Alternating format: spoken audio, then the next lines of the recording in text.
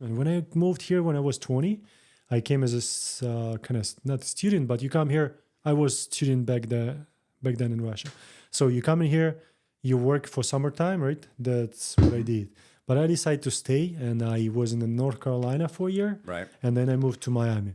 And of course, when you don't have, I would say, you don't know anything pretty much. It's not just about language. Of course, I did not speak English, and also about the social experience. I'll put it that way in this country. You know how you should do like business certain ways, how you like talk to people. Like it's different. You know, cultural thing, all of that. So I changed a lot of different, but English is the main thing. You know. What were you doing in Russia before you got here? I was 20. Yeah, you were 20. So Yeah, I it used to wasn't work in a couple of other Industries? industries. Yeah, I remember I was admin at the computer club. Okay. So I used to play computer a lot, like computer games. Oh, I didn't know. I even had a team. We played Counter-Strike.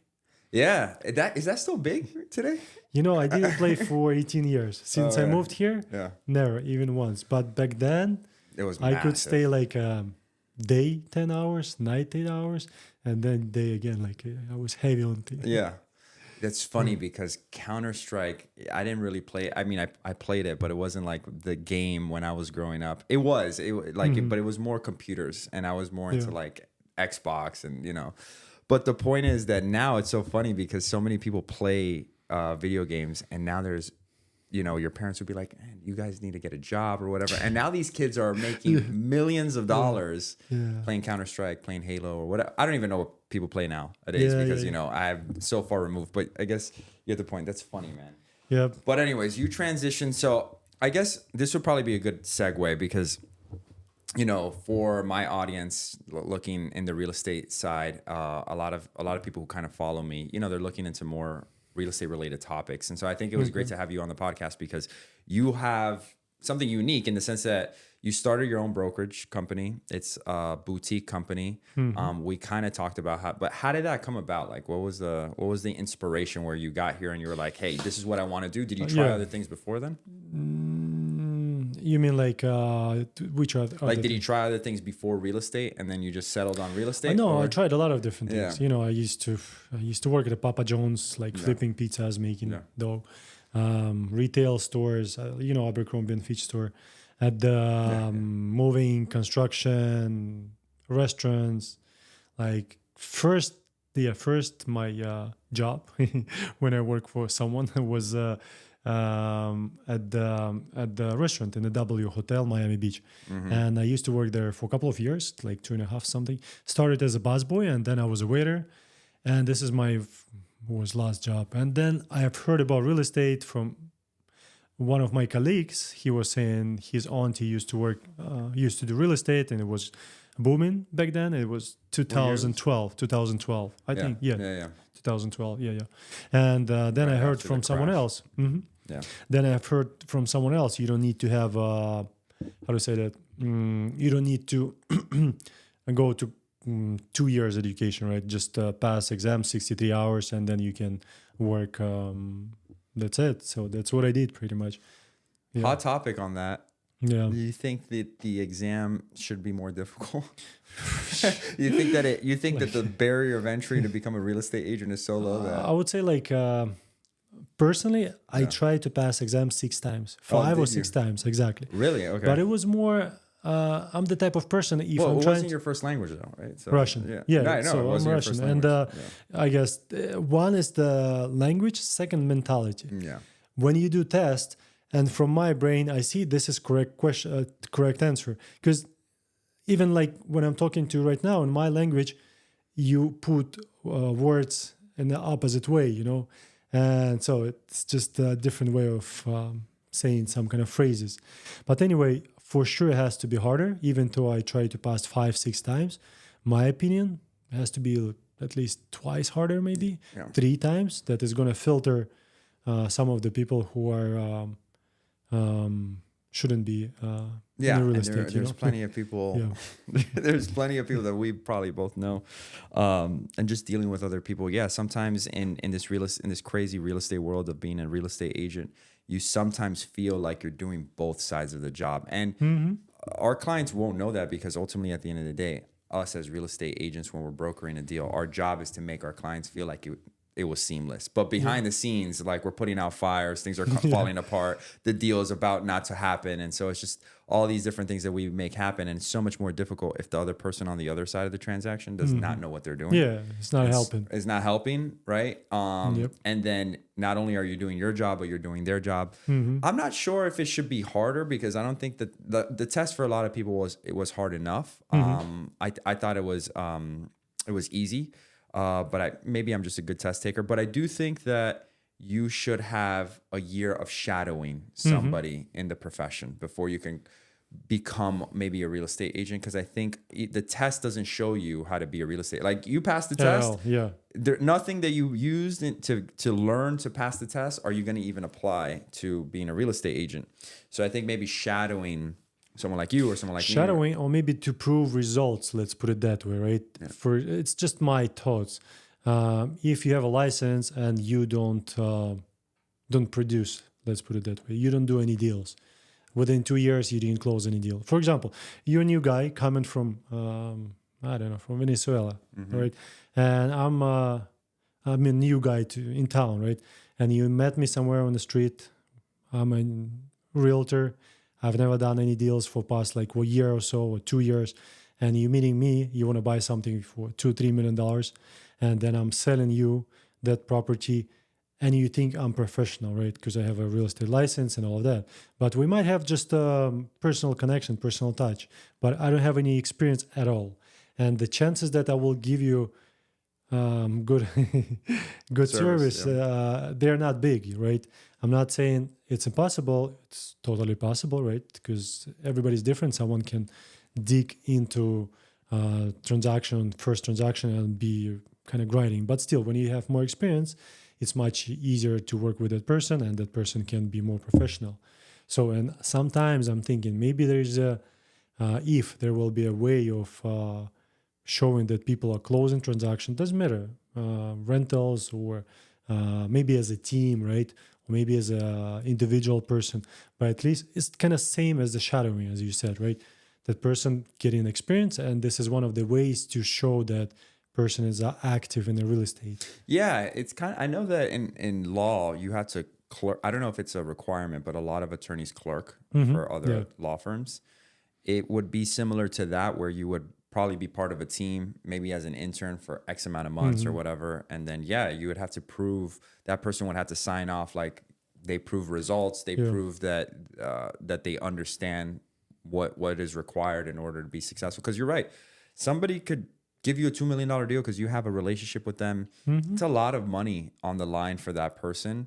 And if they're trusting because you got this real estate license that you're going to know what to do, the margin for error, if you don't have any idea, I mean, doing a deal that's $100,000 or $1 million is the same thing. But there's a big difference between someone losing a $5,000 escrow and a $150,000 escrow, you know? So there's a lot more margin for error. And if you're not part of a team or you're not part of a brokerage, that's kind of tough, man. So like piggybacking off of that, in your brokerage, how do you feel that with new agents, do you hire new agents, or are you kind of just against, like, you need to be seasoned, you need to be experienced, you need to know what you're doing, right?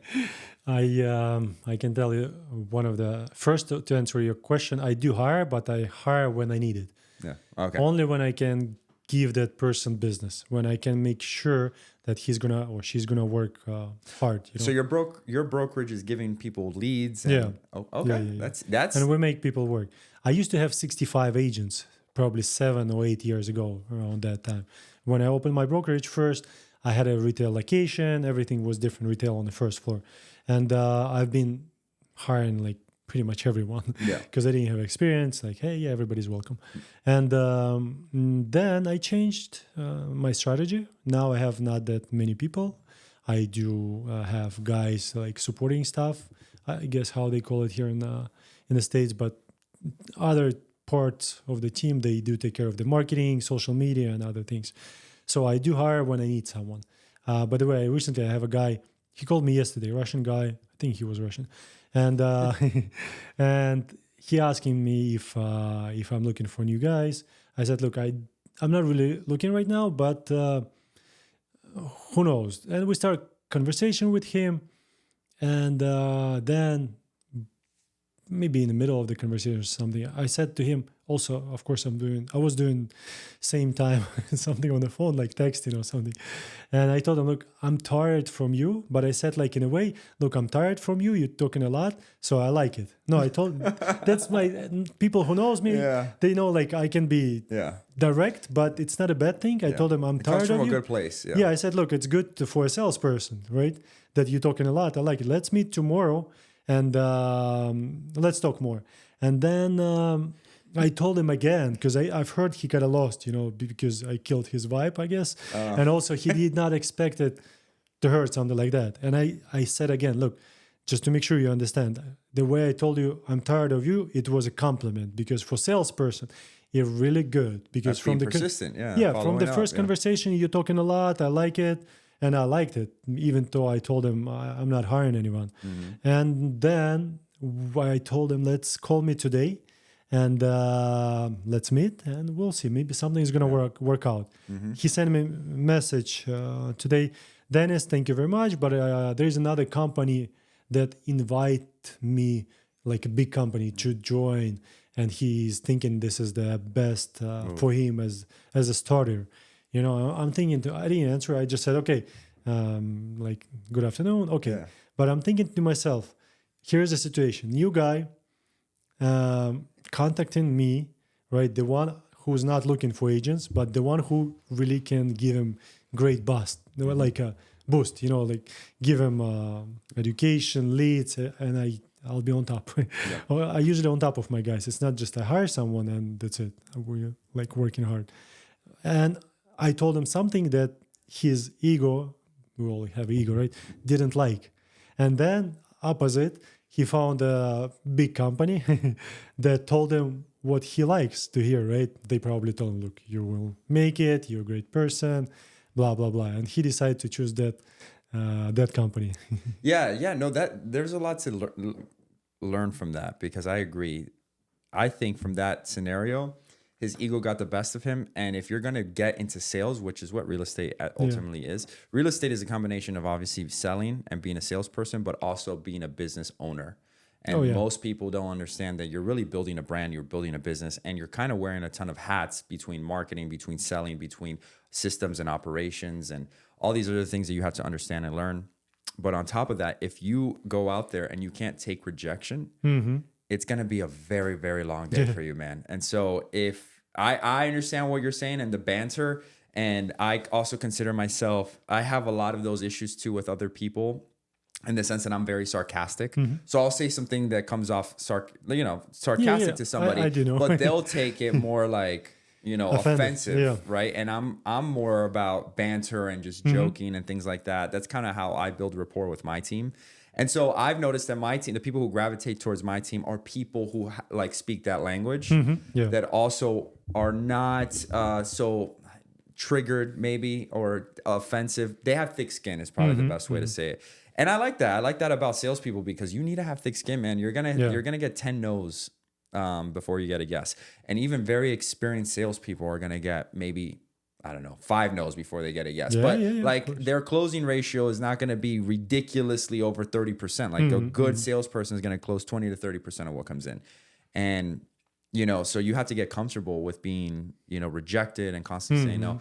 But yeah, I mean, is that the biggest issue right now that you're facing, that you're like finding good people? Are you, I mean, it seems like you're not even trying to recruit a lot of agents at the time. No, I'm not. Yeah. And so what would make you stop in your tracks and say, this is an agent that I want to recruit? Obviously, it'd have to be somebody who has a business. I also missed, I can hire someone and that person is not going to, work hard. It happens with me from the experience. But once I see, the opportunity that I can add another person and that person can be good addition to team, and at the same time, he or she's going to be busy, not just... chilling, but working hard. I can give him tasks to do, right? Even if he's or she's new, that's not a problem with me, because sometimes it's better to have someone new without experience, and you can teach that person than someone with You experience don't have and bad with habits. Yeah. yeah, bad habits, exactly. So I don't think it's how to say that it's an issue to find someone. It's just when I need it, then I start looking for someone because it's marketing. I have to make sure that everybody's busy from my old team before I'm getting someone new, and then I have to give business to that new person, right? That's an interesting approach because most brokers, and you probably are aware of this, are kind of more like, yeah, you have the support, you have the backing, you could process transactions through here, but you're on your own. Like, Yeah. no one's giving you leads. Maybe there's a class if it's a big brokerage. We'll offer classes of training on how to market, how to brand yourself, how to even source leads and do lead generation and all that stuff. But ultimately, like you were saying, if you don't put in the hard work and the time, nothing's going to happen. And I do understand that mindset from brokers because so many people cycle through this business. So many people come in. A lot of people don't work because I do feel like many new agents believe that they're just going to land in a brokerage. Somebody's just going to give them a bunch of leads and not only give them those leads, but show them how to nurture them, how to close them, walk them through. And that's very unlikely. But it seems like your brokerage kind of does do that in a sense. Like you're giving people leads. You're very an active broker, right? Yeah. Is that fair to say? Yeah, it's fair to say, but and I'll add a couple of things. One is that what you've just told, probably that people expect they come into someone and then looking to a broker as an employer, from their old experiences. They expect the employer is going to give them, things to do. Exactly, and they're going to make money right away. But this is not how it works, right? The real estate, I told every salesperson, every person in my team, even on the social media part, everyone, I'm telling you guys, your own business, right? You're working harder, you will make more money because they know company is growing. Everybody's on my team who's been on the salaries for like 5-6 years.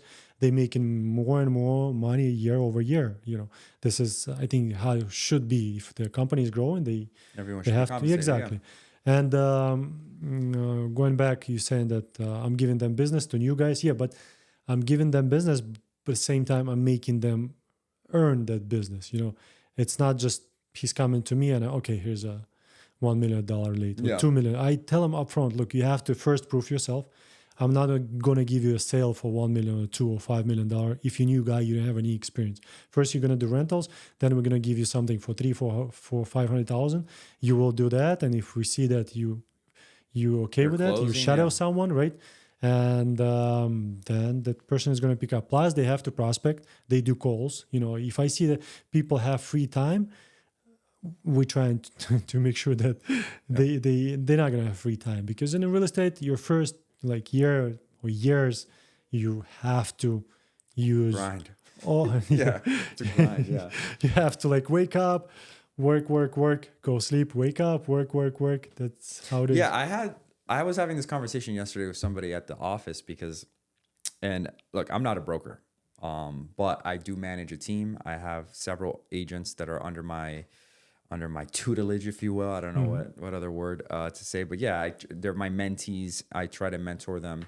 I feel like everybody in life should have a mentor and a mentee. I have a mentor as well. I have several. But at this stage in my career with real estate, I feel like we could, provide value to these people. But everybody on my team, I say the same thing. I'm like, look, until you do 5 years in real estate, I don't even want to hear, doing anything on the weekend. If you're not showing up at the office before 8:00, right? And staying super late, especially if you don't have kids, I got into it when I was 24. Nice. I had a girlfriend, which is my now wife, but we didn't have kids. We didn't have really responsibilities. I was working every day of the week until you do get burned out at some point. You're like, I just can't keep doing this. But hopefully you could do that for long enough to build a business and a clientele in which at some point you start working smarter. It's like at first it's like you don't know how to work. So you got to just work hard. You got to grind. You got to knock on doors. You got to call people in the morning. You got to, do marketing. You got to do mailers. You got to put content on YouTube. Whatever it is that you got to do, you got to figure out something that works. And then once something works, you got to press hard on that and double it, triple it. And then maybe at some point, once you build systems in place you could take a step back to like release some of your time. But I do feel like my piece of advice to the agents that work for me or work with me is like, man, first 5 years, you just gotta grind. And why 5 years? Because you can have a good year. You could get lucky. You can have a good 2 years and get lucky. But I think that there was a statistic that came out that the like 70 or 80% of realtors don't make it past 5 years. Okay, I didn't know that. And I think the first 2 years was like 50%. So like the first 2 to 3 years, 50% of realtors who get into business drop off. By year 5, 70, 80% drop off. Yeah. So I'm like, if you make it by year 5, you're technically statistically within that small group of people that have success, that you're making a living off of this, and I would mean 5 years and that you require no other additional income, right? Like you can live off of the real estate deals that you're making. And then yes, supplement that income by doing other things, but it's not required. And if you could do that, you should be fine. Now, that's my advice to new agents. It's a little brutal. Some agents, like you were saying, like they don't want to hear that, right? And so they're like, let's go to another guy who will like, tell us something different. What is your advice to new agents? My advice first, make sure if you choose real estate, ask yourself why. Like, why did you choose it? Because of making money? Because changing your life? Because changing life of your relatives? Maybe to be able financially help your family? Just ask yourself why. Plus, I would say, think if this is for you, because this is a sales profession, right? A lot of people I see, they like, yeah, I'll be able to do it. Yeah. yeah, of course. Yeah, I'm working hard and blah, blah, blah. And I see a lot of people, they have a different perspective of working hard. And the advice is if you decide to go for it, right, for financial reason, maybe you want to make more money, maybe you want to change your life. Plus, if you have your, they saying you are your own boss. People sometimes think, and I guess they take it as a wrong way. Instead of, they think they will have more free time and all of that. But in reality, you have to first earn it, as you said, like 5 years or something. So advice is to ask yourself all of those questions and be honest to answer them to yourself.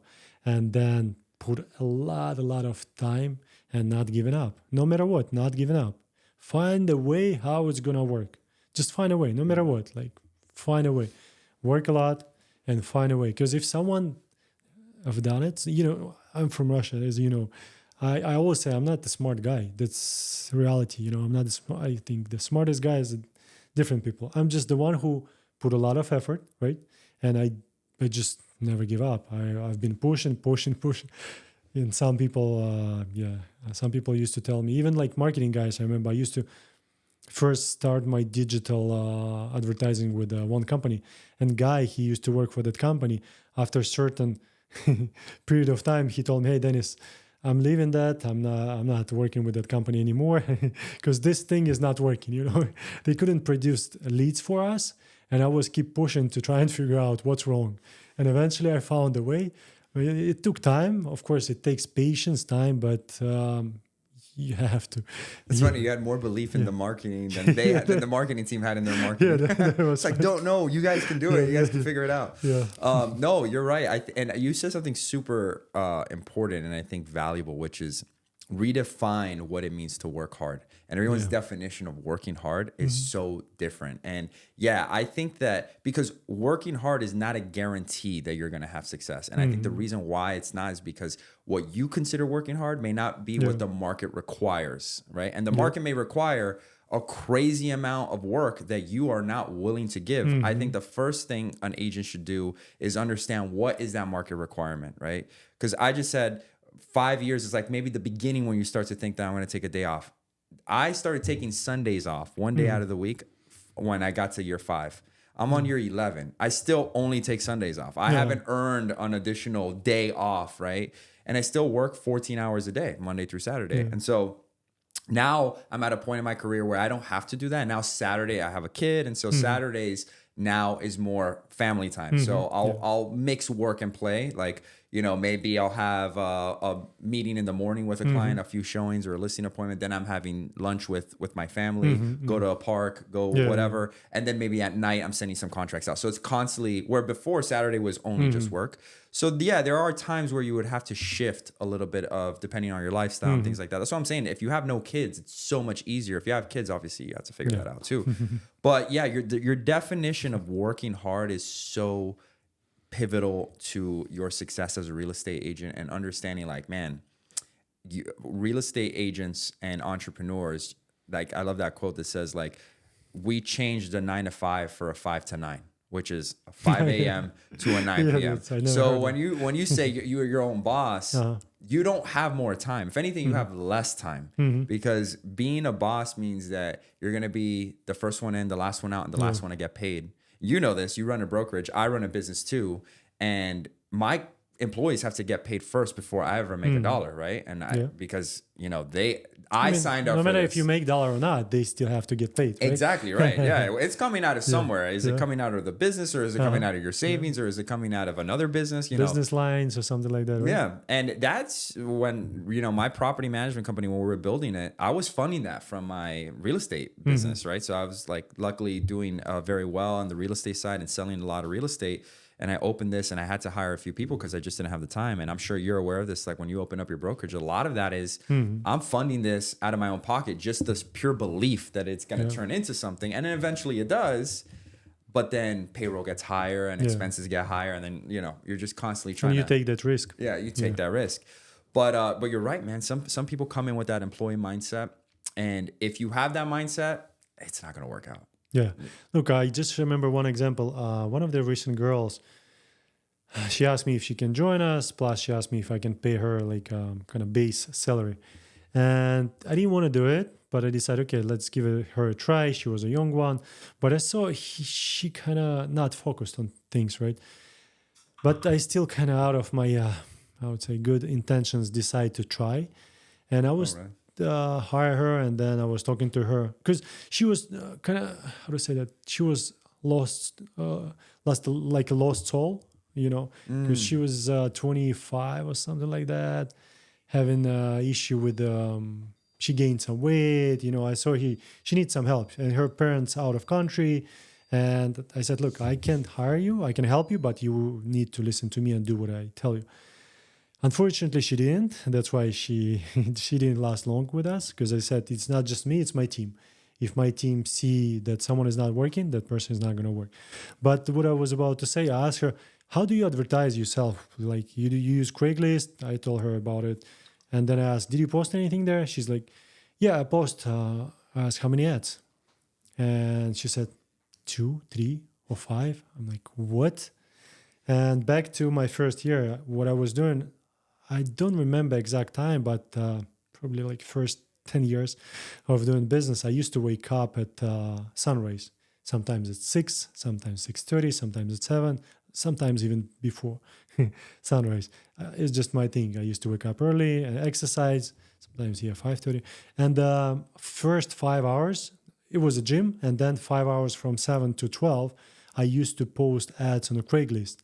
12 ads per hour, 60 ads per 5 hours, and then 5 days a week at least I was doing it. It's 300 ads. That was my thing, right? Your test size, yeah. Exactly. That's how I was getting business. So, and back to like how many hours you have to put, right? Or how much work you have to put. That's the thing. You need to, I guess, look at, not at how you see things, right? And you think, okay, this is a lot of work. But how other top professionals or someone that you can pretty much get information from, find out what they do, right? How much they work, and then just copy paste and do the same thing. Yeah, what their pace is, right? Like you were saying, it's not just sitting next to Dennis and saying, oh, he posts ads on Craigslist and let me go post a few ads on Craigslist. It's like, how many ads is he posting on Craigslist? How often? What's the frequency and for how long? You know, if you follow Alex Hormozi, he had something very similar to what you just said, but it's in the same vein. And I don't remember the exact numbers, but he had called somebody. He had a gym, and he had opened the gym, and he was trying to get new customers to his gym because it was obviously struggling to get some traction. And he called a buddy of his who has another gym on the other side of town.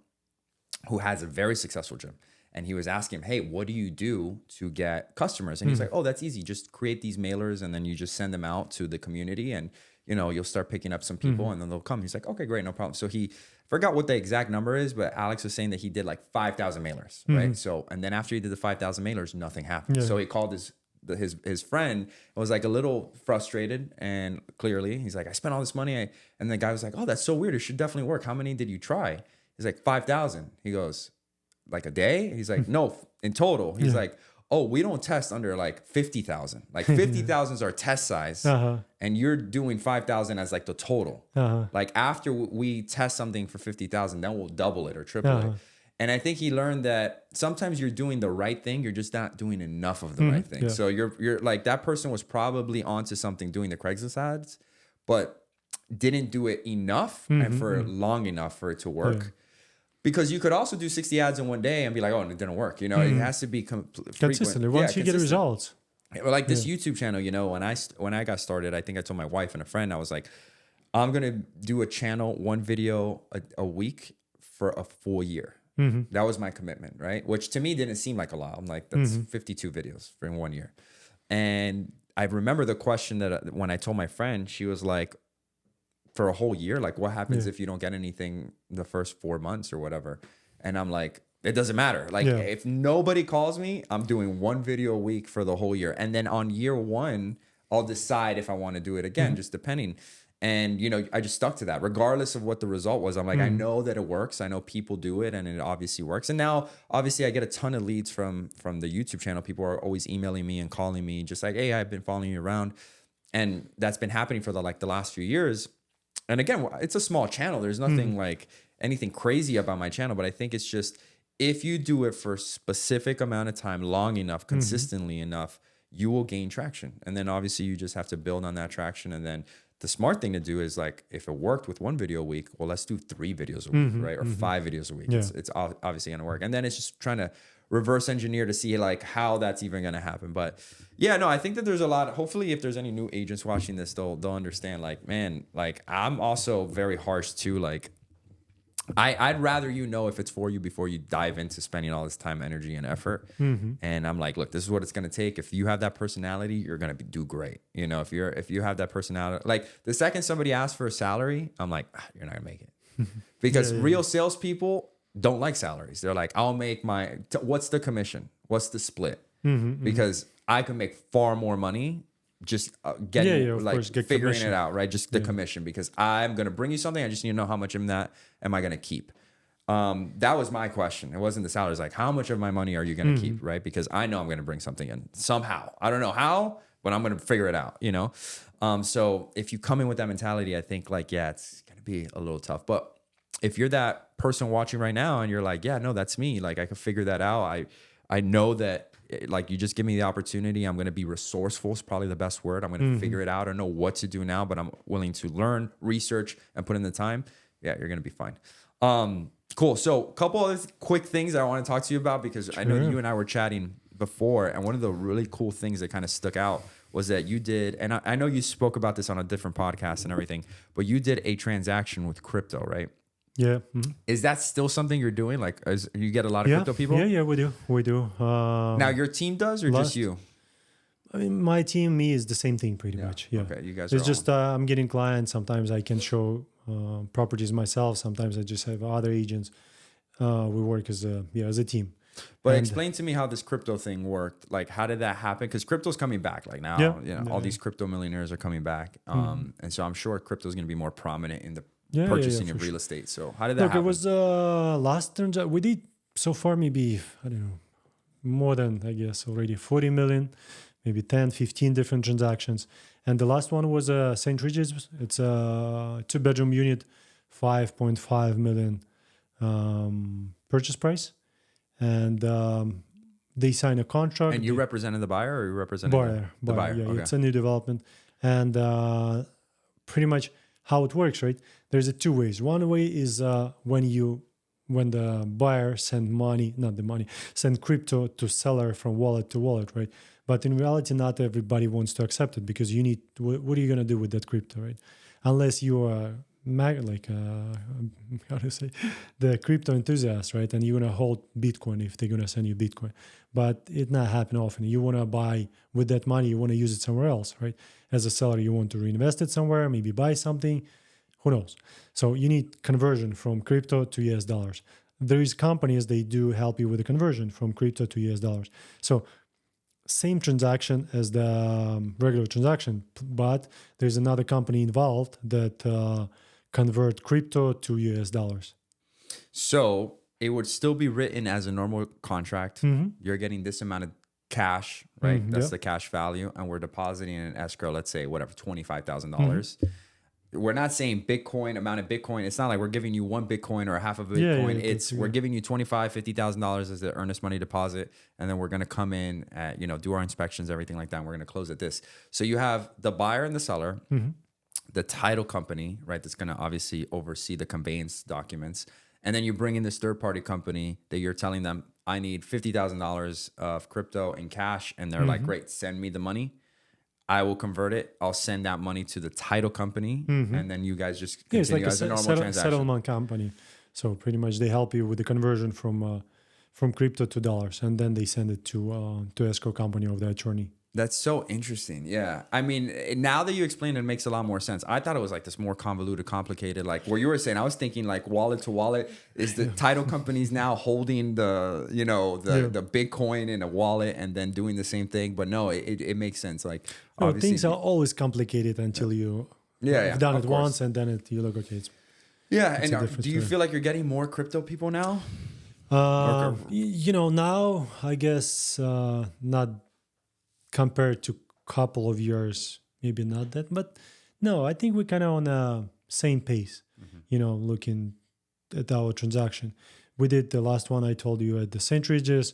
Prior to that, we sold the resale at the Icon Brickell for 1.50. Also was a crypto transaction. And we're getting it's just going in the same pace. But I'm assuming right now, Bitcoin at 64,000, I think 64.5. And once it's going up, you think it's going to continue to go up?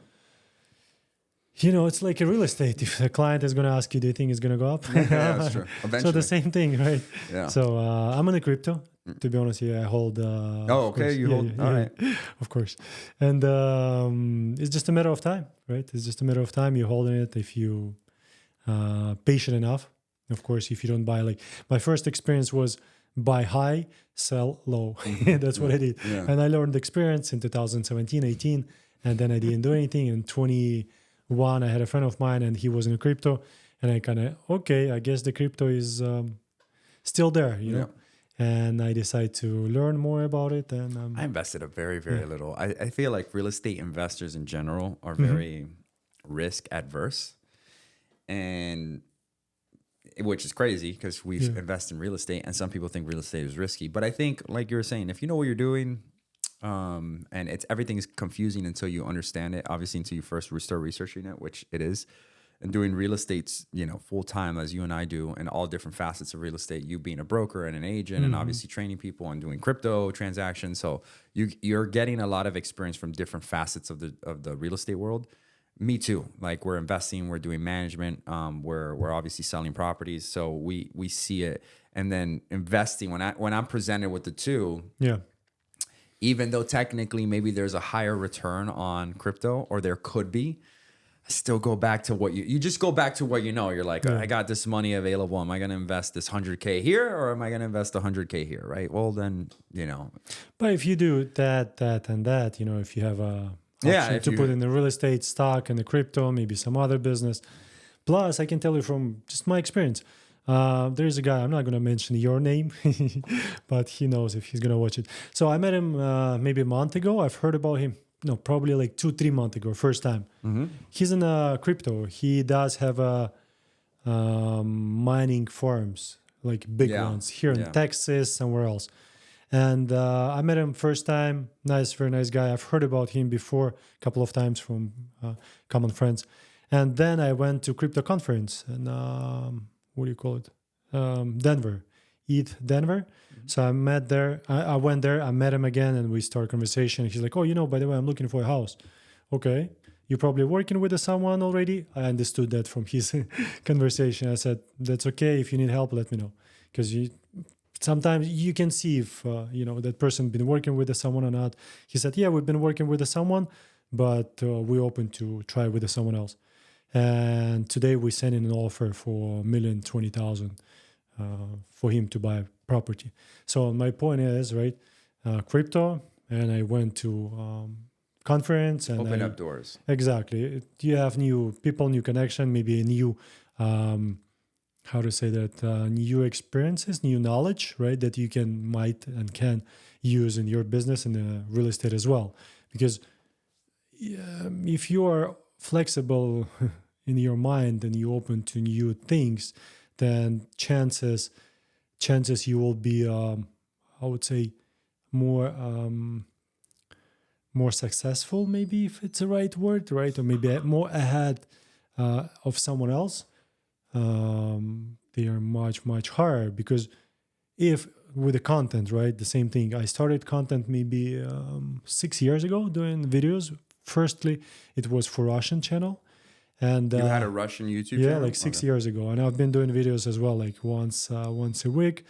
So there are two separate channels, or you just have two separate? No, okay. two separate separate channels. channels. And that's the thing. You have to do something different, right? Yeah. With the crypto, same story. You have to do something different. People, okay, who does the crypto transaction? Right now, I can, maybe with the accuracy of 99%, I can tell you we are number one team that does crypto transaction in whole Miami, and probably in the United States, because Miami is number one market with those type of transactions.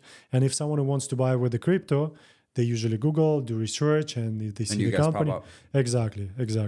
Plus, back on a Russian channel, I've been doing it for a whole year, videos, and I got my first lead after almost a year.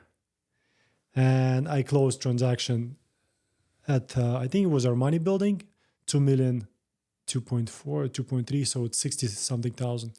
Off of 1 year's worth of work. That's really good. And then another one lead, it was a Waldorf Astoria unit for 2.2 million, 2,056,000, 6%. So it's another 120,000. Yeah. It paid off, of course, for all the time I put and money. And what I was saying, adding to what you just told prior, right, that you have to be patient enough to put in enough like time, effort, and just waiting for results to come to you. Yeah, you have to be macro patient and micro urgent. You have to think long term, like this is going to be a year, 5 years, 10 years channel, whatever, and we're just going to do it regardless. But then on the day to day, you have to feel like there's an urgency to get things done, for sure. And it should be towards the mission as to where you're going. But yeah, I agree with you. I mean, YouTube has been a blessing for us as well, in the sense where there's so much leverage, because you could spend a lot of, and you know this, in real estate, it's such a roller coaster. You can spend a lot, especially when you're just getting started, until you gain some traction and you have more consistency. Those first 5 years is, and I keep going back to the first 5 years because there's so much truth to that.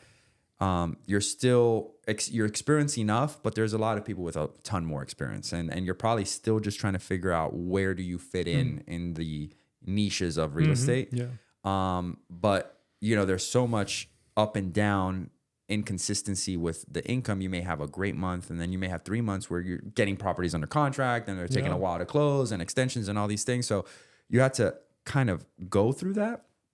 And so figuring out a way where you can just be a specialist in one thing is fundamental. And I think that you're carving out that niche for you, which is great, because you're right. A lot of real estate agents, and me, myself included, my ignorance coming into this, I'm like, oh, this is really interesting. Crypto and real estate. I know that it's new. We're trying to figure out how it works. And in my mind, before I did any research on it, and I did that purposely, I'm like, let me just come in as a clean slate from somebody, instead of reading something from somebody who's actually done it multiple times.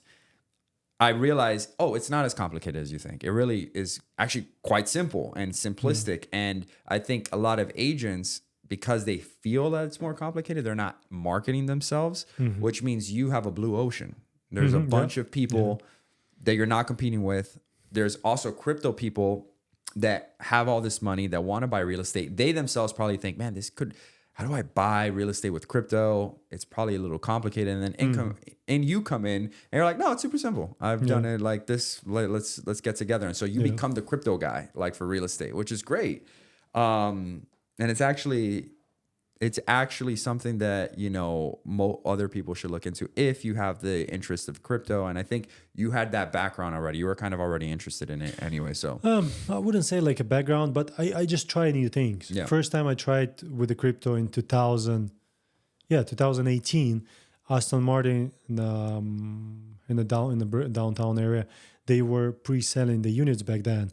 And I had a client and I asked them if they will accept crypto. Back then they said, no, you know, they said no crypto. Of course, I guess when developer was asked if they will accept crypto, he probably said, no, what is some kind of scam or something? Yeah. But they politely told me, no, we do not accept crypto. Now last 2-3 years, we sold units, St. Regis, Waldorf Astoria, Cipriani, Bentley, like multiple buildings, like maybe 10 and now every developer is resales, because that's now it's more mainstream, right? And it's gonna be more mainstream, like even further in 3, 4, 5, 7 years. And plus, I don't know where it's gonna take me. What I mean by that, it's a new thing. You don't know which way it's going to evolve, right?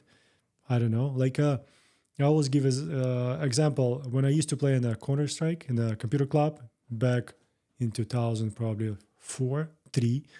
I'm out of not a capital of Russia. It's south of Russia called Stavropol. It's about like 400,000 people, maybe 350. Back then we were sitting in the club and one of the guy, his name is Dima, and he was checking his email in 2003. And a couple of us sitting and looking at him and one asking, what the hell is he doing? You know, like, and another one checking the email. Email?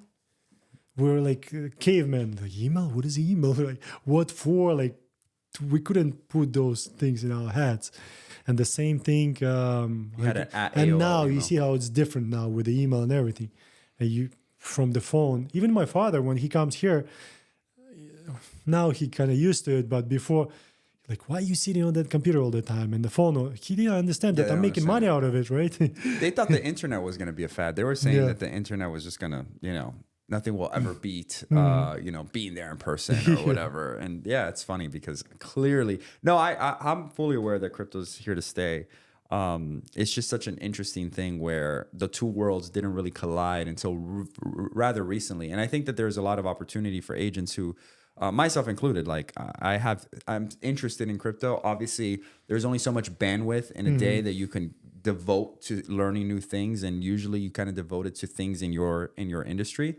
But because crypto is becoming more associated with real estate as years go on, like you were saying, developers are accepting it. People are taking it more as currency. There's becoming a lot more crypto, you know, earners now that make a living off of this. So it's becoming more prominent. It's becoming more mainstream, and as it becomes more mainstream, more adopters of crypto will happen, including real estate agents. So, and it's definitely like, if again, it goes back to like, if you're one of those new agents, and you know, younger people have that advantage. They know more about like you were saying, your dad was like, "What are you guys doing?" You knew a lot about computer gaming back then that he had no idea. Well, same is true for a lot of real estate agents that maybe have been in the business for 20, 30, 40 years. They don't really know too much about crypto. So your advantage could be that I don't know too much about real estate, but I do know a lot about crypto. And if I learn a little bit about real estate, I can start talking to my crypto people. And since I'm in that world, I can be that guy and we could kind of figure this out together because they don't know either, right? So if you know just a little bit more than them, they're going to trust you. And they can't go to, you know, Susie, whoever, who's been in real estate for 40 years. And she's like, I don't know anything. Like, you know, and if anything, she's going to be like, no, that's a scam. It doesn't work. She's not going to understand it. So you go where you're welcomed. And so I think that's such a pivotal point. Last thing. One thing I'd like to add about the crypto, there is a company called Propy. Okay. And it's been for a while. I don't know, probably like 8-9 years. I'm not sure. Founder name is Natalia. So what they do, it's called RWA. It's a kind of narrative in crypto right now. So right now with the Propy, you can do multiple things. First, you can use it as a dot loop. You know the dot loop? So pretty much you can use it for free. you can create your like address on the blockchain. Like if you own the property, you can claim that address on through proper key on the blockchain. Another thing they can teach you on the transactions, and plus everything, all transactions they do, title in house and everything is recorded on the blockchain. So it's pretty unique for company. the people who don't understand blockchain, it's like a ledger that can never be erased. So you can always go back into the history, see who owned it, at what point during the process was anybody else involved, et cetera. So it is actually, there's a lot of practicality for blockchain. And I think that they're trying to utilize that system and other things other than just Bitcoin because it's such a practical piece of tech. But that's actually super cool. What's the name of the company? Or the website? PROPY. I'll send you off. So they're like crypto title companies now. Yep. Yeah, so everyone's kind of getting in. You can use them. You can plus. First of all, you don't pay for like a dot loop, right? I had both, right? And still I have some kind of transaction in the dot loop. But for dot loop, you have to pay. For Propi, you don't pay. Plus, if you use their title services, you get in coins. It's a PRO ticker. You get in coins. Their coin, their coin, and you can convert it to dollars if you want it eventually. But now you get their coin for using their services. Exactly, they pay you. Exactly. Oh, that's how it works. And it was 0.56 when I purchased it. Maybe she don't know about it, but it was 0.56 last year. Right now it's about $3 trading as of today. So you get like 200 credits, 100 credits, and it's like $500-600 for. Let's put it that way. For average agent, right? It's a good money just for nothing. Yeah, $500-600. For just closing deals that you're going to close anyways. You might as well get paid for it. And then that plus you're ahead of I would say most of the agents with the new technologies, right? And if you could be an early adopter of that, that's going to be super key because right now real estate is such a transitionary period, and I think it's only going to amount. You have the transitionary period of obviously what's going on with just the real estate world and legislation and the law and all that stuff. But then crypto, you add that into the mix, and then just the market conditions of what's going on and interest rate. And then we have a presidential election this year. Like it's a crazy time for real estate and a lot of industries in that. But I think like if you're able to adopt something that's working, that could be some like your saving grace to kind of weather through the storm. And ideally, I think real estate, the market will kind of stabilize and be back to maybe neutral. Who knows? I don't know. But Miami is such a crazy place. Anyways, other than that, before we sign off, was there anything else that you want? Like, I was just super curious about like your marketing tactics, but we've covered that. So I don't know if there's anything else that maybe because you're a broker, and you're in more of the world of like trying to help and develop agents more so than I. Like obviously I have my team, but it's just like 5 other people. So it's I don't have 70 agents that I'm trying to like. No, not anymore. cultivate. I don't have it any longer. I had it before. How many agents do you have now? Just have few. Okay. I have 2 here now, plus 1 more. She's gonna join soon, and I have people like around the world who works with the social media, digital marketing, so your and team, other fields. Yeah, and those. Like guys work, we sell. I guess that's the most important part, right? You're more focused on volume and quality, and just making sure like this one agent is like 50 agents, right? Like exactly. Like they just people working, people get busier. You know, when they're busy, how to say that? When you're more busy, you don't have free time to think about something. Okay, what to do, how to relax myself, you know. It's true. Especially here in Miami, it's easy to get distracted. Way too easy, you know. Yeah. So no, I'm with you, man. Miami's a crazy place. You can find a little bit of everything if you're looking for it, right? So if you just stay your head down and just grind, and then good things will come out of it. Obviously, but yeah, man, that's pretty much all I have. Dennis, I'll put your contact information and your details in the show notes below, in case anybody wants to invest in crypto, because obviously that's your world, or maybe they want to chat with you about joining their team. I don't know. I'll put your contact information. Is there anything else you wanted to say to the lovely people on YouTube or anywhere they're watching this from? What I want to say? I mean, for real estate agents, I guess, guys, the things that I mentioned, right? Make sure this is the profession that you're gonna do for all your life, right? And if you want to succeed, you have to do it only real estate, nothing else, no other side jobs. Let's put it that way, because if you mind 100% on how to make money out of real estate to cover your bills, then you're gonna succeed, right? And for real estate people, for real estate investor who wants to buy, right, Miami is a great place for sure. Not just because I've been here for 17 years, it's just the way it's changing. And I always tell to everyone, the buyers, sellers, and agents, new people, I always say, look, this is Miami. There will be, right now in the whole world, there's two places, Miami and Dubai, that people compare, right, in the whole world. But Miami, it's United States and it's US dollars. And it's growing, and there will be always people who wants to come here to just use as a vacation home, maybe retirement, maybe move their companies. A lot of different reasons why people gonna move here with the money, right? And the real estate is gonna grow. And I think it's a great place to invest no matter what you buy here. Yeah, Miami's super special. I couldn't agree more. And with that, I mean, that's better said. I couldn't have said it any better. So appreciate you guys for checking in. Thank you for joining us. And yeah, leave your comments in the comment section below. Make sure to like, subscribe to the channel for more podcasts and information like this. And if you found value, let us know. And with that, guys, I'll see you all next week. Ciao.